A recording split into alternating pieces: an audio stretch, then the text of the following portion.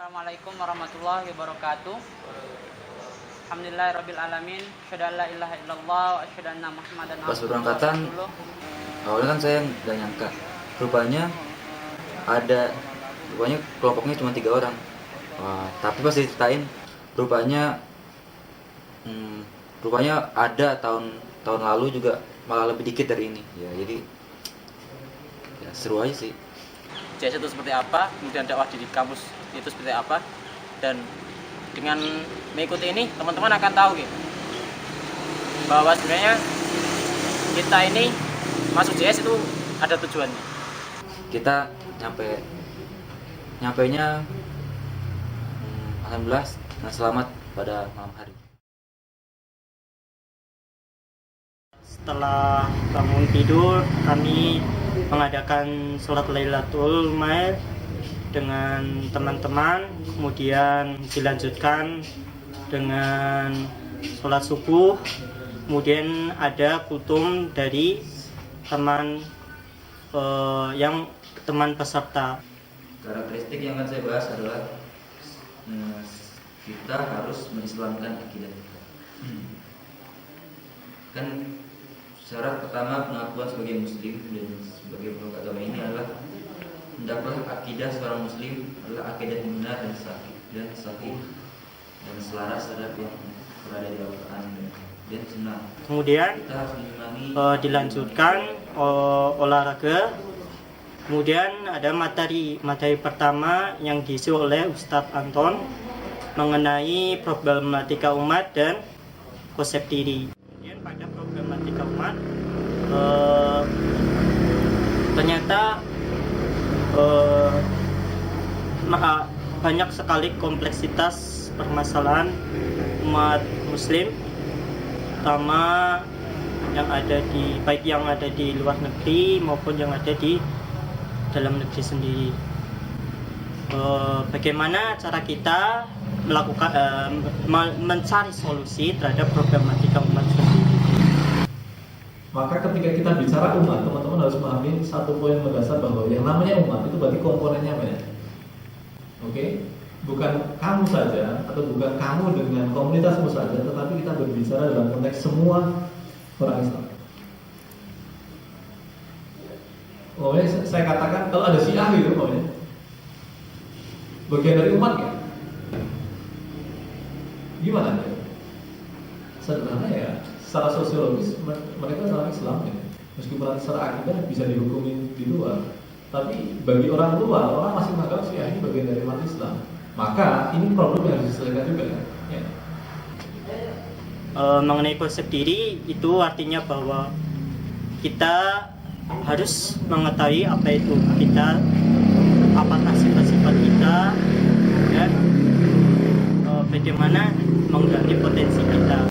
Maka kemudian kaidah paling sederhana yang harus dipahami adalah bahwa tidak ada satupun manusia di muka bumi ini yang tidak punya keyakinan dasar. Dan keyakinan dasar yang paling penting itu berpusat pada Tuhan. Pusat pada Tuhan. Tentang sesuatu yang lebih berkuasa dibandingkan dirinya. Itu pasti. Orang ateis sekalipun itu ternyata berkeyakinan dasar. Yakin bahwa Tuhan tidak ada. Wah, rupanya problematika umat ini sangatlah kompleks. Materi 3 itu tentang amal jama'i.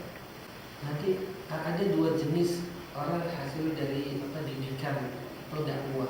Orang yang hasil dari dakwah lewat buku, dia akan kaku seperti buku.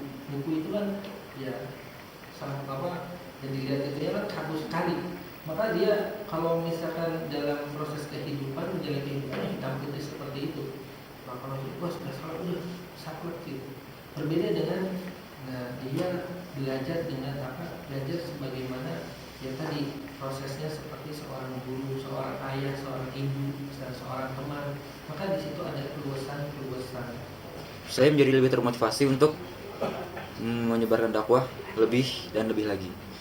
Dan mengenai ke-JS-an, saya jadi mengetahui bahwa LDK tertua katanya rupanya mempunyai sejarah yang cukup panjang dan mempunyai nilai historis yang sangat besar, di mana setiap perlakuan JS seperti menjadi eyangnya para LDK. Tagline-nya itu menghidupkan kembali peradaban keilmuan Islam. Menghidupkan kembali peradaban keilmuan Islam. Karena yang kita pahami terkait dengan konsep peradaban dalam Islam itu bersumber fondasinya dari ilmu pengetahuan. Kayak waktu itu benar-benar kita gencarkan. 1432 itu kita gencarkan benar-benar terkait dengan program-program keilmuan. Sangat seru. Sehingga mungkin saya bisa berkontribusi di JS lebih dan lebih lagi. Pada hari ketiga itu ketika kita bangun jam 3, kita dikumpulkan disuruh untuk sholat tahajud di masjid. Terus setelah itu kita sholat subuh di lapangan yaitu di pinggir sungai di daerah Wonolelo. Setelah sholat subuh selesai, kita ada sedikit tausiah dari seorang akhwat tadi mengenai tentang apa yang telah kita dapatkan dari hari pertama dan kedua kemarin, yaitu tentang pembicaraan dari Ustaz Rahman. Apalagi di hadapan kita itu terbentang luas sungai, terus di belakang kita walaupun masih remang-remang sudah terlihat Gunung Merbabu dan Gunung Merapi.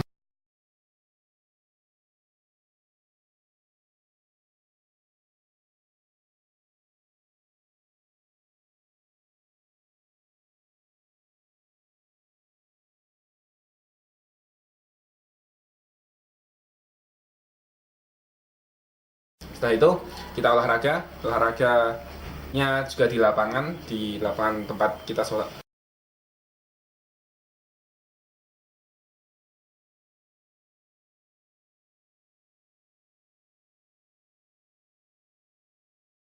Ayo, siap? Mulai dari sekarang.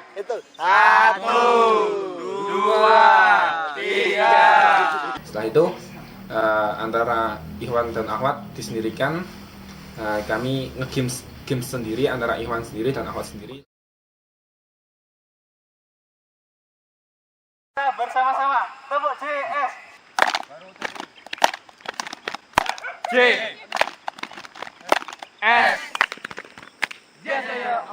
Setelah itu makan bareng, sebungkus berdua. Biasanya kan sebenarnya berdua, ini sebungkus berdua.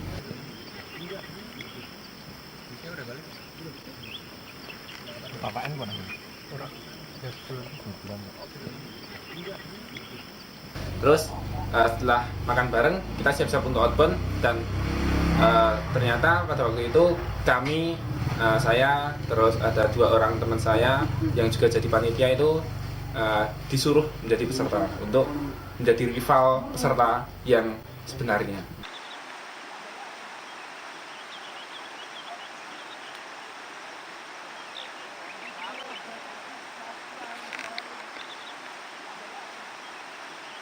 Terus kita di pos pertama itu disuruh untuk mencari batu.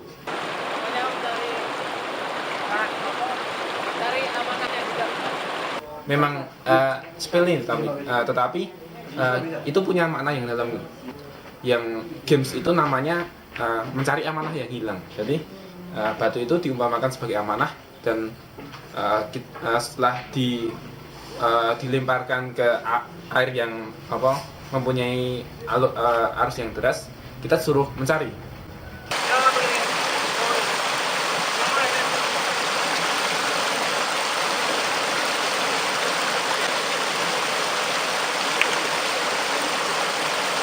Setelah itu kita sharing tentang apa sih yang kita dapat, yaitu antara lain tentang amanah yang harus kita jaga, walaupun itu hilang harus kita cari lagi. Ketika kita sudah disuruh untuk mencari amanah, disuruh untuk menyimpan amanah itu dan melaksanakannya sebaik mungkin, maka kita harus melaksanakan sebaik mungkin.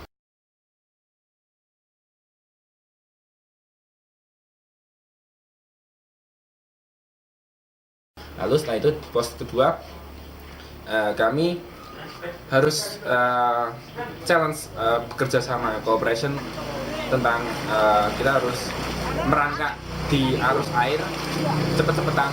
Jadi gamesnya itu antara kami dan rival kami itu beradu kecepatan.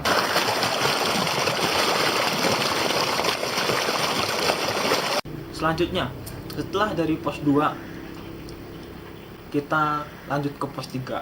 Di pos 3 itu kita dapat permainan lagi. Permainannya tapi lebih sulit daripada pos yang kedua, yaitu ngangkat bola pingpong pakai tali dan menyeberangi sungai. Coba dibayangkan, ngangkat bola pingpong pakai tali nyeberangin sungai.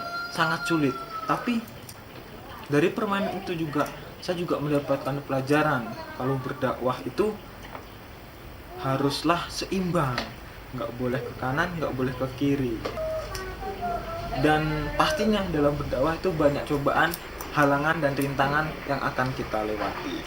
Setelah itu dari pos 3 mendapatkan permainan itu, lanjut ke pos terakhir yaitu pos 4. Di pos 4 itu ada beberapa hafalan yang harus kita setorkan. Bismillahirrahmanirrahim. Innallaha yuhibbul ladzina yuqatiluna fi sabilihi shaffan ka'annahum bunyanun. Surat As-Saff hafalannya. Alhamdulillah saya cukup hafal. Setelah hafalan, di situ saya melewati sebuah jembatan berarus deras, dan di situ kami harus berjongkok dengan bergandengan tangan 4 orang dan harus melewati itu dengan baik dan benar.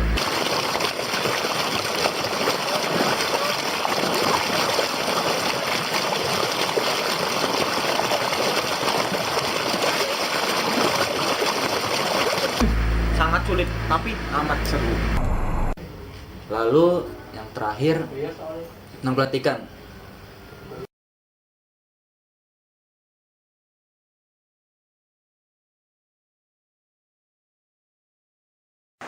Walaqad atayna Dawuda minna fadla.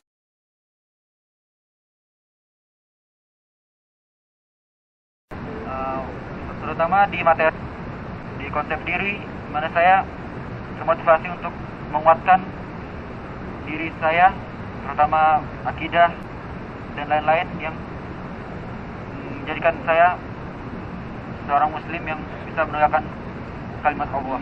Pelantikan itu, sebelum pelantikan kita ada outbound dan saya menjadi ketuanya.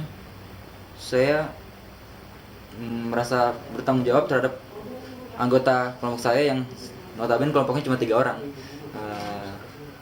Dan mungkin karena saya ketua atau apa, saya merasa agak kaget sebenarnya ditetapkan sebagai peserta terbaik di TKJS 1 ini.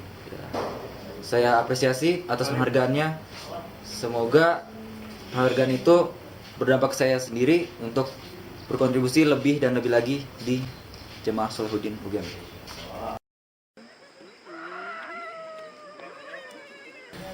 Ya, seperti kita ketahui, TKJ 1 itu adalah alur formal dari alur kaderisasi di Jamaah Salahuddin. Jadi sehingga teman-teman yang ingin menjadi anggota Jamaah Salahuddin harus mengikuti alur kaderisasi ini. Dan bagi teman-teman yang sudah lulus ataupun lulus bersyarat pada TKJS 1 kali ini, diharapkan untuk ikut pada TKJS 2 yang insya Allah akan diadakan pada 4-5 Mei. Sekian dari saya. Wassalamualaikum warahmatullahi wabarakatuh.